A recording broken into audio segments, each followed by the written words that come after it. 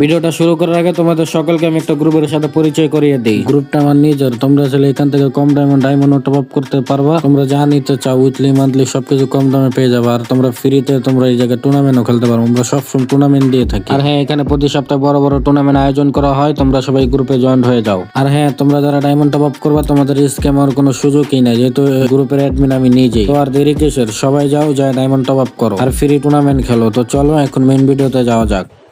এই সময় কম, শুরু করো। যদি বিয়া করারই হয় আমি আর আফরিন একবারেতে বিয়া করবো।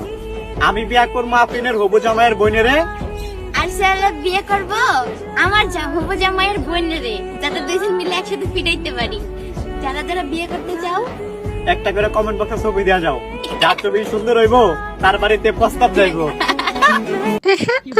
আমার মনে বান্ধবী তুই বাজে না পেটে পারি।